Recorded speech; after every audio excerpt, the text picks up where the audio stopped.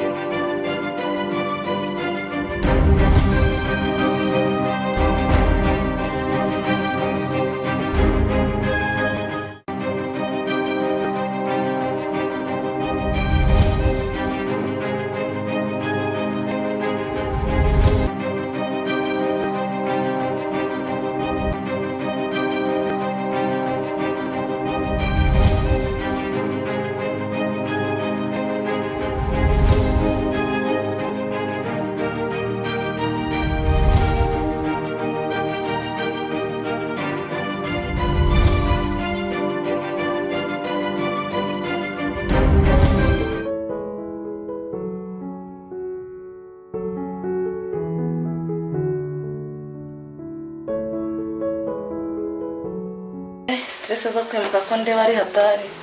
Yababa we umwana wanjye niba yahishimiye. Ako sindagira ibibazo byo kwimukamuka. Ibibazo by'umuhungu wanjye bye biraza kumpirana. Ariko ndaje de ko bihandoringa. Ariko naraye ntekereza cyane. Tukwana rwa mutwara stress pe. Umwana wanjye yarambabaje mfungo yarambabaje. Kose kumva ndi kwivugisha cyane ubona kozanya ntanyumvara ako ntacyo yababa we ubona ngo shani yagwe hasi umuhungu wanjye mwirengagize ndashaka no kumwegura biranda byitiki buriya se mama shani na papa shani ya koko basabireba gute bazayibona gute nkunganye ko ndimo kugenda kwepa shani ya se ego komana yanjye se uyu munsi none ko mbona batinze kuza ku kazi ariko ni hahandi umva ndaguma ahangaha ndabategereza kugeza baje ariko cyane ngize amahirwe nkabona shafi byanyorohera kuva nagize amahirwe mama na shehe na papa bakaba babigiyemo umva na shafi umva wenda icyo biri butsabe gukora icyo ari cyo cyose ngomba kugikora ariko shafi nawe akamfasha umva igihe cyose barazira nanjye sindi buve hano ariko Omar agomba kuba wanjye byanze bikunze. Nagushaka ukuntu mbikoraho byihuse pe. Buriya se ndaje mbashaka twicare nk'umuryango tube ikintu twakora. Umuhungu wanjye ndabona nindaga atarancika pe. Kandi uriya mukazana niwe nshaka mu buzima bwanjye. Ntabandi mukazana nkeneye pe. Shadi kuri hano ndahangaha waje ku kazi se bimeze bite ushaka ndese shafi ndarinje kubareba nyine none se amakuru yawe kuri ni meza shafi none urashaka tugufasha iki babera ndashaka kumfasha iki se tugufasha iki basi nyemerera niba uri bumfasha nimbabazi musabye zibiki se ku bijyanye ya basi ngewe banze mbabarire umbwire niba uri bumfasha nyine ndagufasha kubigendanye n'iki mbwira nacyo umva mubwire urabizi ko Mari kuva twigana namukundaga kugeza amaginga ye Omari ntaga nkunda none kubera ko mukorana wowe narinje kugucaho kugira ngo umbabarire ubingiremo oya reka rwose ngewe n'ukuntu nkuzi kuva kera rwose nta nubwo nashyigikira Omari kugira ngo shafi ndakwingenza no ntabwo byakunda se kubera iki shafi kubera icyo udashobora kumfasha hoye nta kintu none se wenda turakuza ubushinzi bwawe nta muhungu wapfa kugukunda kuzi kuva kera nushaka ubireke reka wenda bize no kuvana kera ntago wankundaga wasanga ari nawe utuma Omari atankunda hoya ntabwo byakunda rwose ntabwo namushyigikira umva burya iki urakora icyo ushaka cyose ariko Omari azankunda byange bikunde uzakora iki se uzakora ikira gusinze ariko rwose wapi pe wapi. uri igigeze Ntabwo byakunda rwose ntabwo. we niwo mwinjizamo imitwe yose. ariko ngira ngo umukozi wanjye nawe afitemo uruhare kugira ngo shani yagwe ntanabyiteho. Ntabwo mbyumva neza. Korode ariko nk'uyu mukozi wanjye ubundi bafite ikihe kibazo na Korode. Karame mabuja. Igihe umuntu yaguhamagaye ntabwo bawumva ubuguramye mu biki. Hagiye bitaba kandi ugakora n'ingufu. Gatsinda kagenda asenda. Arinde mu kazi kenshi mabuja. Habaye iki? Uhabaye iki? Icyabaye se ntacyo uzi. Tuvuga ko icyabaye ntacyo uzi. Ndi muri stress yo kwimuka nawe murazana ibindi bibazo ngo habaye iki. Shana ajya kugwa hasi ntabwo wamurebaga. Kuki watumye agwa hasi? Nukuri ntabwo. Agura uri mu birahure uri murahanagura. Mukazana ajya kugwa hasi utamurora. Mabuja urabizi ko wari wambwiye ko ngomba gutegura ibintu tuzimukana nari ndi mu kazi. Kintu ngomba kuvuga aho ngaho kuko arashaka nakundegera ambwira ko amushure kuri gate. Ese umuntu wese uzinjira aha ngaho uzayimubwira nabi? Ntabwo nari muzirega kandi nawe nabonye afite umujinya mwinshi. Utazi umubwira nabi ubuze ukamwinjiza. Se mabuja kuzi igihe tumaranye kuriya muntu ari ubwo nge byarananirwe kubitwaye kuriya nabi. Iminsi yose nari maze aha ntabwo nari. Umva rero ngubwire. Ibintu ngiye kukubwira ubyumvirize ubishyire mu mutwe wawe. Omar arakwanga kuva ku kambere kugeza ku kanyuma, arakwanga umwikuremo nkugira inama wamwikuramo kanamwibagirwa burundu. Nta nubwo ateze kugukunda pe. Yego. Nagatangaye. Umubere mu mutima. Mubere mu mutima. Niko biri. Ariko ubungu nkamwe mwigize ibiki. Wakubona isura yagira ngo uri umuntu. Anese. Aranyanga. Ubana nawe se? Ubana nawe ra? Uramuzi neza?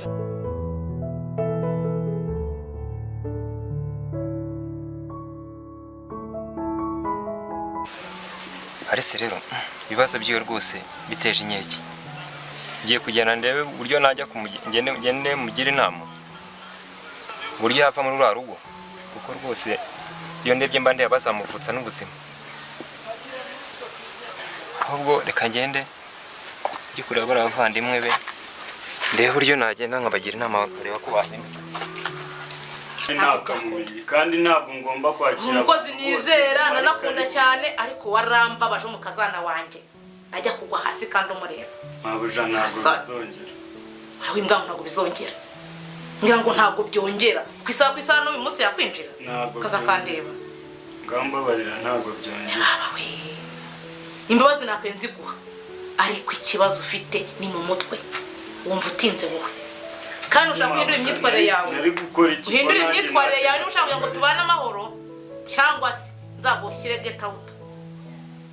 Niba ari byo ukeneye. Ntabwo bizongera mabuja. Mumbabarire. Sije naguhamagariye wari uri mu biki? Wari gukora ibiki? Ko watinze kunyitaba? Mabuja subize ko ibintu twimukanye ari byinshi nari ndi kubitunganya. Kagenda tumuka mvimbere usubire mu byo wari urimo. Tumuka mvimbere usubire mu byo wari urimo.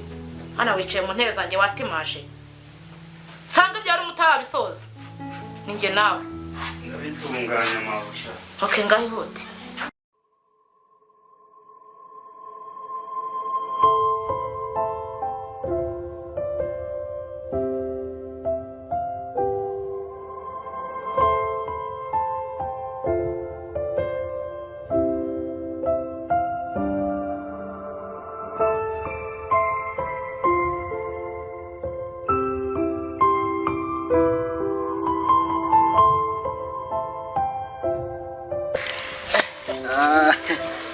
Mbega byiza. Ryajoro ryanejeje. Cyane nawe. Nishimiye ukuntu kadutekeye neza kataranarya kadushyiriye ibiryo ku meza. Sharura rushyi wamuhaye Alice rwakaga. Dore urushyi. Aba we. Hana ikintu cyanejeje mu buzima. Burya nahise mvuga ngo ntasoke. Asa nakurya nagukaraba reba n'inkweto y'Imana. Wow. Reba kamanzi. Shamwayiciye. No buzimwe nuko tuzawutse. Sinabibabwiye. Cyababa we. Reka nkubwire fisi. Shamana yanjye. Urakuntu mwamunize. Umva habe no gutaka ariko uramwana mana yanjye uziko Neke nyamana yakira ubuzima nzagashwanya gusa ariko karabeshira ubusa. uzi ko nashatse no kumutera icyuma wari ukimuteye yabuzeho gato akurebye neza wasanga n'umudigi ntaho aka yarazi guteka neza yatekaga cyane yarazi guteka neza noneho ubushije ibintu twamukoreye mbere kumucurukaho amazi uribuka amazi namumenye ibase yose noneho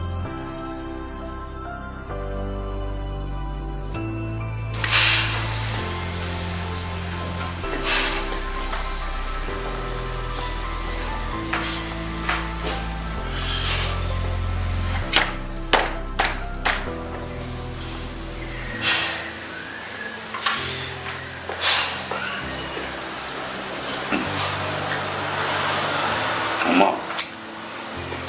Yewe. Meze neza mwana. sha byihorere mwana byihorere tu Umuntu uri kwimyoza wagagura imeza. Byakugendekeye bite se mu mwanya wanjye? sha byihorere umukobwa mbere ikibazo umukobwa mbere ikibazo mu buzima bwanjye ni ukuri Gute se? sha byihorere ntabwo uzi ejo ubwo navaga ahangaha irangirwa mukobwa nayisanze mu rugo ndavuga shani Tangiye no kugutera iwanyu se kandi.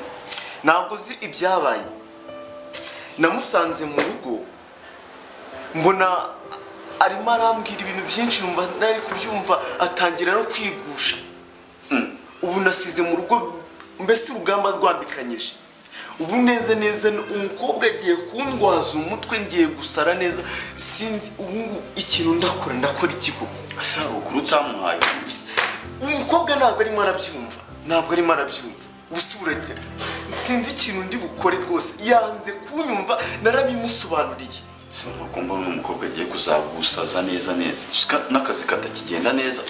Shabyihorere ubu ngubu ndumva ndi hafi gusara ko neza naje nzi neza ko ndi bugwe no mu modoka ariko rwose neza sinzi numva umutwe wanjye ndi stressé ubona akazi sinzi n'aka kazi niba ndabasha no gukora kuko neza ndasaze umukobwa naramusobanuriye ndanamwinginga ndaramubwira yuko n'undi ibintu by'urukundo atari ibintu niyumvamo ariko neza yanze kunyumva none ejo rero namusanze mu rugo ukuntu byagenze neza naraje nyinjira twamumenye amazi mbona umwate no ku maboko urisatuye amaraso atangiye gutemba siko iki ni cya cyuma namukuje iryinyo nyakumoka ngo urakoze akushana ni ikinyama ako twayireke dushaka katuvira mu rugo ubundi bura kazahava ryari karakanyenda azahava mwana azahava kuko ibyo turi gukora nibitamuguza karaye ukari kubundaguza mu biguru njyewe umwana wa Kamanzi sha muranze ariko njyewe Feza ko ndakaga akumenya na papa yari inkuba twaramukurikije ubanza ukurebye kuntu tume na amasasu pe mva reka mbabwize ukuri tugomba kuzakora uburyo bushoboka bwose tukakababaza suzi kana akoresha umubyibuho wa mwana sister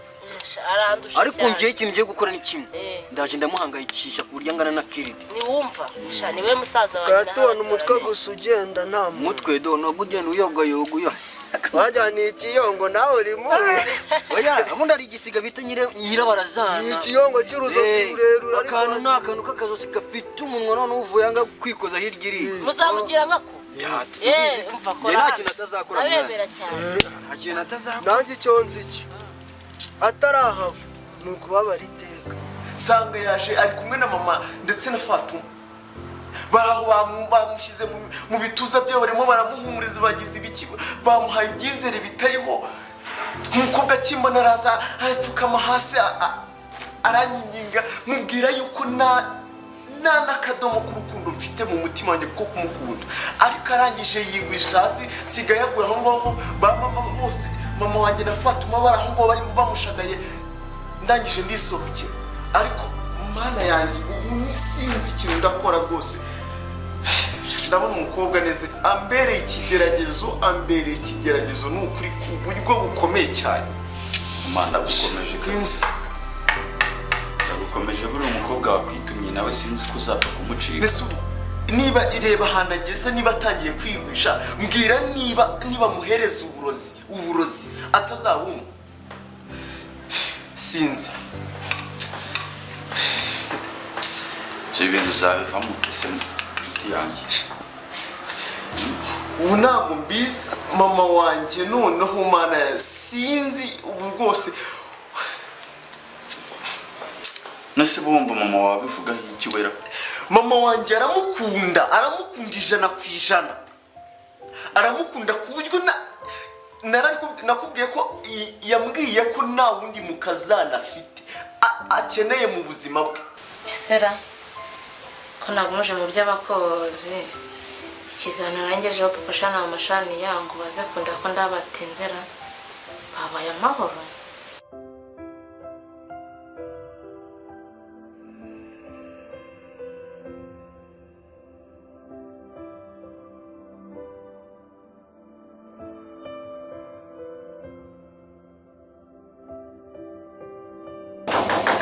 Yes, kama mjana kwa chinze.